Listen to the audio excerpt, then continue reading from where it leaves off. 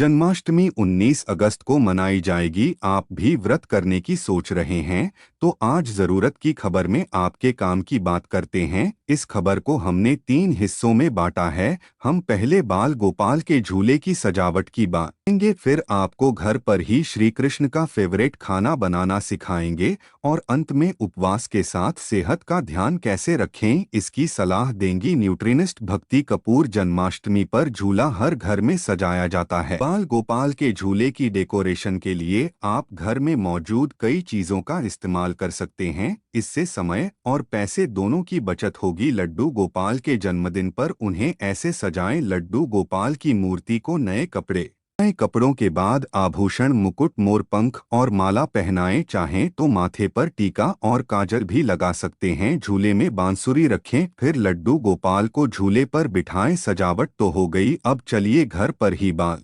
का प्रसाद बनाने की तैयार करते हैं। भगवान श्री कृष्ण को माखन चोर कहा जाता है। सब जानते हैं कि मक्खन उन्हें बेहद पसंद था। जन्माष्टमी सेलिब्रेशन मक्खन के बिना अधूरा है। अक्सर लोग भोग लगाने के लिए मक्खन से खरीद कर आते हैं। इस बार घर में बनाकर देखें। रेसिपी इतनी भी मुश्किल नहीं जितना आप सोच रहे हैं, तो झट से नीचे लगी क्रिएटिव को पढ़ें और मक्खन बनाकर मिश्री के साथ भोग लगाएं। पापा और दादा दादी को तो की धनिये की पंजीरी जन्माष्टमी का खास प्रसाद है।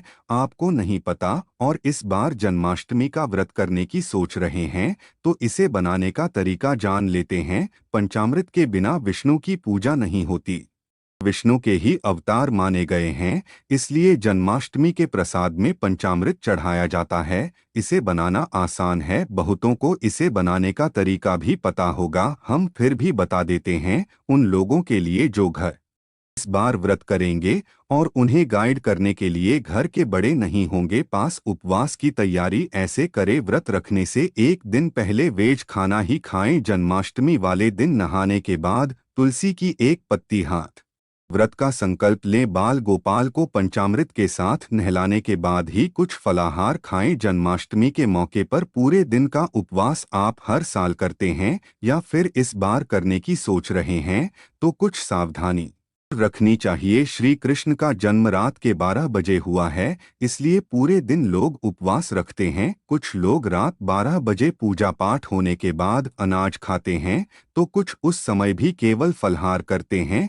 न्यूट्रिनिस्ट कपूर से जानते हैं उपवास शुरू करने से पहले और खोलते वक्त आपको इन 4 बातों का ख्याल रखना चाहिए। जैसे चाहिए ऐसा करने से आपको एनर्जी मिलेगी। व्रत से पहले सुनिश्चित करें कि आपने जो खाना लास्ट टाइम खाया है उसमें हाई प्रोटीन हो और कम शुगर हो। ऐसा करने पर आपके दिमाग का क्रेविंग सेंटर, जहां से खाने का लालच मन में आता है, एक्टिवेट नहीं होगा और उपवास रखना आसान हो जाएगा। उपवास हमेशा सब्जियों के साथ करना चाहिए। प्रोटीन, फैट, स्टार्च और शुगर वाली चीजें खाएं। किसी भी तरह के मीठे के साथ उपवास न तोड़े। उपवास वाले दिन ये 4 काम जरूर करें। बॉडी हाइड्रेट रखें। पूजा की तैयारी में पानी, छाछ, लस्सी पीना भूले। व्रत में घी में बनी साबूदाने की खिचड़ी और आलू फ्राई हैवी होता है। इसकी जगह कुट्टू, सिंघाड़े और राजगिरा के आटे में आलू मिलाकर रोटी या पराठा बनकर खाएं। पूरे दिन चाय कॉफी न पिएं, इससे एसिडिटी और सिरदर्द की परेशानी हो सकती है।